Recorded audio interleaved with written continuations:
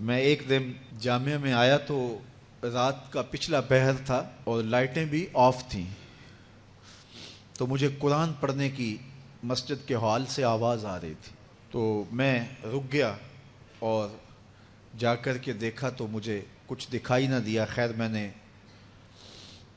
لائٹیں جلائیں تو پھر بھی مجھے کوئی بچہ بیٹھا نظر نہ آیا جو قرآن پڑھ رہا ہو، لیکن جس سمت سے آواز آ رہی تھی میں اس سمت بڑھا تو میں جب آگے گیا تو دیکھا کہ ایک بچہ سویا ہوا قرآن پڑھ رہا ہے۔ ان کے تو خوابوں میں بھی قرآن ہوتا ہے، یہ تو جنت کی چڑیاں ہیں۔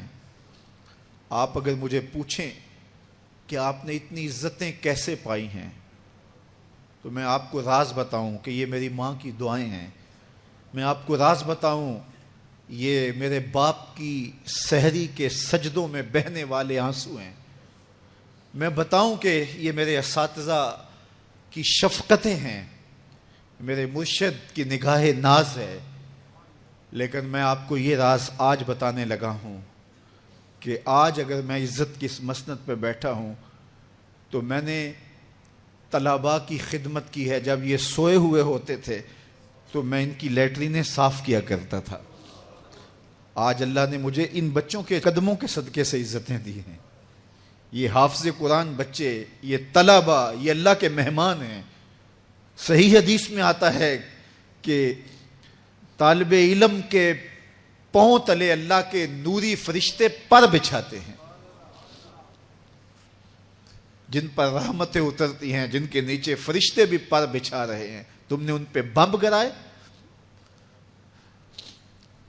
اور انسانیت خاموش ہے۔ ہمارے استاد فرماتے تھے کہ ایک دارالعلوم تھا، وہاں طلباء پڑھتے تھے، تو یہ بچے ہوتے ہیں بالخصوص حفظ کی کلاس کے بچے، چھوٹی عمر کے ہوتے ہیں، اور اس عمر میں بچوں کی شرارتیں، بچوں کی اٹکیلیاں، یہ ان بچوں کے بچپنے کا حسن ہے۔ بعض لوگ ہمارے پاس آتے ہیں کہ یہ بچہ شرارتیں بہت کرتا ہے، دم کر دیجئے، تو میں کہتا ہوں یہ شرارتیں ہی تو ان کی عمر کا حسن ہے۔ جب بڑے ہو جائیں گے تو یہ سنجیدہ ہو جائیں گے۔ وہ ایک شاعر نے کہا تھا مجھے اچھا نہ لگا بچوں کا جواں ہونا۔ جب چھوٹے ہوتے ہیں تو ان کی شرارتیں ان کا حسن ہوتا ہے، تو وہ سکول میں پڑھتے ہوں، وہ جامعہ میں پڑھتے ہوں، یا وہ کسی فیکٹری میں وہ معصوم بچے کام کرتے ہوں، کسی ڈھابے پہ چائے بیچتے ہوں، تو ان کی طبیعت میں وہ شرارتیں ضرور ہوتی ہیں۔ یہ ایک بچوں کے بچپن کا حسن ہے۔ تو وہ بچے تھے اور شرارتی مزاج تھا، اور ایک شخص ان کی خدمت کیا کرتا تھا۔ کبھی وہ گھی کا کنستر اپنی کمر پہ لاد کے لا رہا ہے، کبھی وہ آٹے کی بوری اپنی کمر کے اوپر لاد کے لا رہا ہے، اور بچوں کی خدمت میں لگا رہتا تھا۔ بچے تھے، کچی عمر تھی، شرارتی مزاج تھا، تو انہوں نے اس کا نام ڈال دیا حمار، گدھا۔ جب بھی بھوک لگی ہوتی اور وقت کھانے کا قریب ہوتا تو کہتے وہ ہمارا گدھا گیا ہوا ہے، ابھی لے کے آئے گا تو کھانا ہم کھائیں گے۔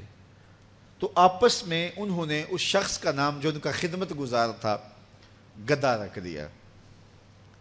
اسے پتا چلا کہ یہ مجھے گدھا کہتے ہیں، میں ان کی خدمت کروں، نوکری کروں، بلا معاوضہ میں ان کے لیے کمر پہ گھی کے کنستر اور آٹے کی بوریاں لاد لاد کے لاؤں، اور یہ مجھے گدھا کہتے ہیں۔ اس نے چھوڑ دیا اور گھر چلا گیا۔ رات پڑی، سویا، مقدر جاگے۔ کیا دیکھتا ہے؟ حشر کا منظر ہے، اور وہ طالب علم ہیں، انہیں جنت کا حکم ہوتا ہے، تو وہ اڑ جاتے ہیں اور ضد کرتے ہیں اور اٹکیلیاں کرتے ہیں، نہیں ہم نے جنت میں نہیں جانا جب تک ہمارا گدھا ساتھ نہیں جائے گا۔ یہ اٹھا اور آنکھوں میں آنسو تھے اور دوڑتا ہوا مدرسے آیا، کہا تم مجھے گدھا کہو، حمار کہو، کوتا کہو، میں نوکری تمہاری ہی کروں گا، کیونکہ تم اللہ اور اس کے رسول کے پیارے ہو۔ کتنے خوش نصیب ہیں وہ ماں باپ جن کے بچے حافظ قرآن بنتے ہیں۔ آپ کو پتہ ہے قیامت کے دن حافظ کا تو جو مرتبہ ہوگا وہ ہوگا ہی ہوگا، حافظ قرآن کے والدین کے سر پہ نور کا تاج رکھا جائے گا۔